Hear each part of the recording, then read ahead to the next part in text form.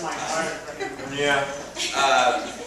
If anyone in here is on Twitter, we're all on Facebook, we're also on Twitter. It's @HearHearPoetry. And I'm like trying to get this thing started when we do events like this.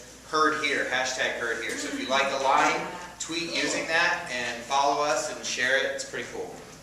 That's great. And even though I delayed, I did not actually go to my phone.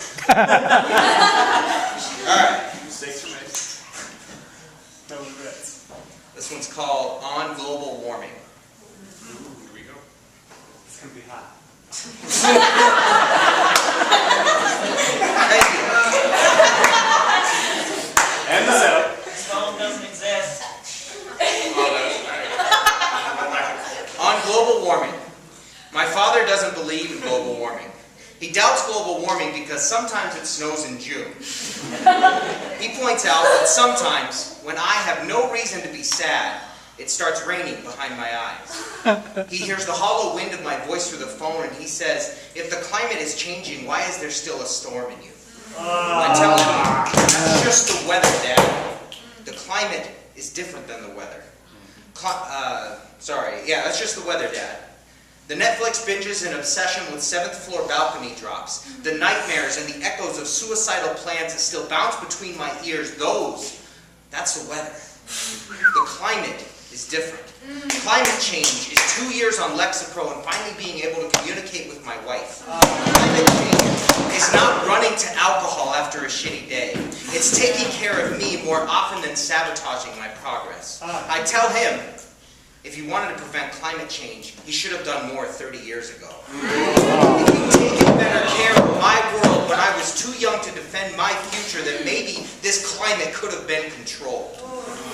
But he pumped guilt into my brain at an unsustainable rate until nothing could escape and nothing could get in, until it was just guilt bouncing off guilt, colliding with shame, and all the time pressure and heat building and building until something had to break. The first warning sign was the bright red smear of shingles on my hip, like an El Nino had burst onto my skin, like the coral had started to die, like the fish were just giving up. That, to my dad, was okay. It was acceptable change, because at least it meant that the ice cap over my mouth had stayed frozen shut. Then that began to break.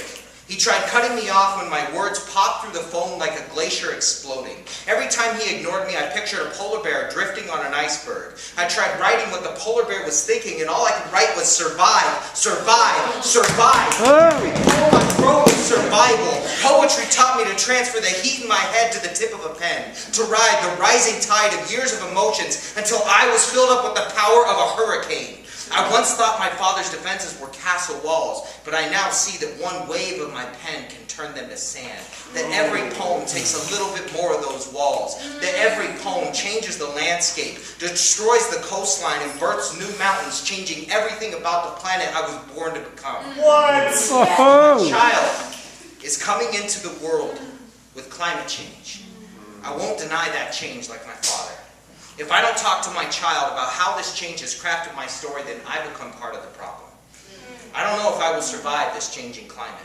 My body has already been weakened by forces stronger than me. The only thing I can do is to build a better world for my child. It's to speak words of change, to open a dialogue with the past, to preserve the present and protect the future. Climate change is real. It is here.